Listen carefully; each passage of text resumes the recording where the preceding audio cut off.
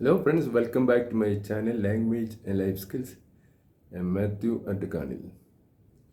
Today we shall see some biblical phrases and idioms. 10 biblical phrases and idioms. As you know, the Bible is the source of many idioms in English.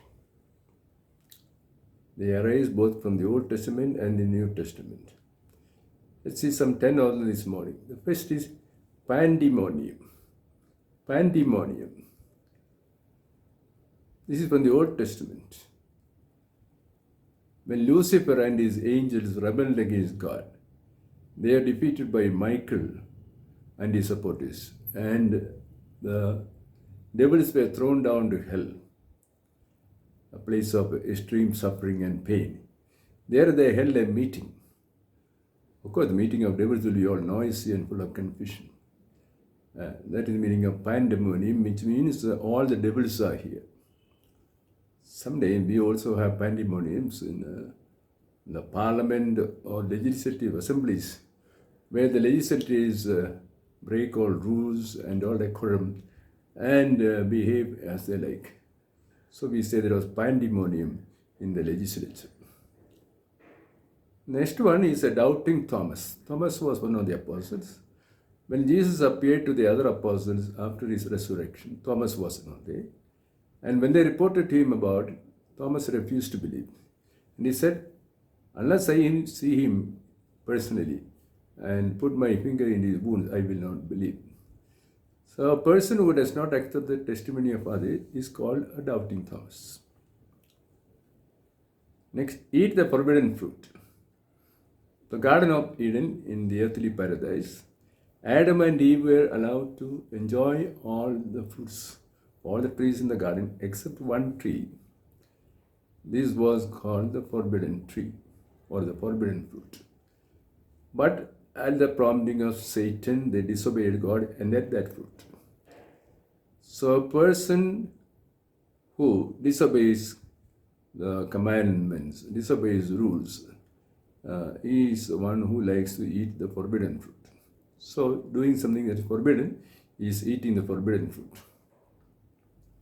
Next one is Cellular Birthright.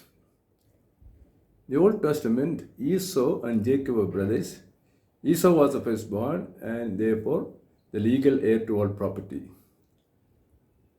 But he was a glutton and he exchanged his birthright for a mess of pottage when he was hungry. And making use of this, the younger brother, Jacob, went and got the father's blessing and inherited all the property. So you sell your birthright when you give away something precious for something that is trivial and ordinary.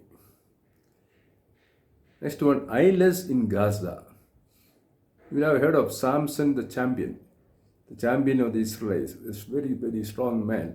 Nobody could defeat him, and the secret of his strength lay in his unshaved head. But he married a Philistine woman foolishly, and she betrayed him to his enemies. He was captured, tied to a post, and he was blinded in Gaza. So he was eyeless in Gaza.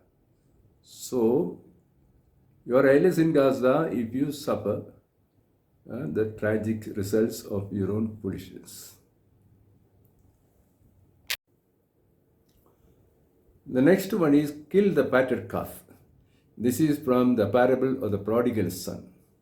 The spendthrift younger son comes back after wasting all his money, but his father welcomes him gladly and he spreads a feast for him. So he kills the fatted calf, which was kept for special occasions in the family. And he gives the new clothes and celebrates return with a musical concert. So this idiom, kill the fatted calf, means somebody is having a big celebration in your honor, even though perhaps you may not deserve it. Next, from the life of Moses, the burning bush. God appeared to Moses in the Old Testament in a bush. The bush was on fire, but it was never consumed. That was a miracle of the burning bush. So, when you speak about the burning bush, it is indicating God's presence, an idiom for God's presence or for holy ground. Next one, the plagues of Egypt. When Moses demanded from Pharaoh the freedom of the Israelites from their slavery in Egypt, Pharaoh was very unwilling to send them because he was having free slave labor from them. Then God had to force the Pharaoh's hand through a number of plagues, like turning the Nile water into blood, or sending thousands of locusts which destroyed all the crops. Last of these plagues was the killing of the firstborn. That forced the hand of Pharaoh, and he allowed the Jews to depart from Egypt. So the plagues of Egypt are the punishment of God for human stubbornness. Next, long for the flesh pots of Egypt.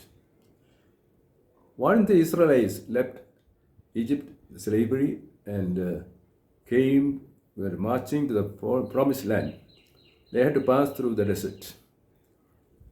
And of course, life was difficult in the desert, difficult to get water, food. And then they longed to go back to Egypt because they had good food in Egypt.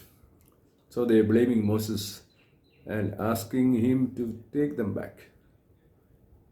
So when you are not valuing your present freedom and blessings, you want to go back to the days of slavery, then you are longing for the flesh pots of Egypt. Last one for today, once again from the history of the Israelites. As they were going through the wilderness, through the desert of Sinai, with thousands of them, naturally they lacked food and water. God gave them water miraculously from the rock. And He gave them food, which is called manna, that is bread that rained down from heaven in the mornings. Each day the manna came down from the sky, and people could collect the manna and eat them for that day, and next day supply would come. So the idiom manna in the desert means some miracle of God, some great favor God is doing for you in extraordinary situations. That is manna in the desert, something totally unexpected. Friends, these are some of the important idioms from Bible. Now you know their background and meaning. So when you come across them next time, you will be able to understand them better. I hope you enjoyed this video. If you did, please subscribe. So see you another time. Bye.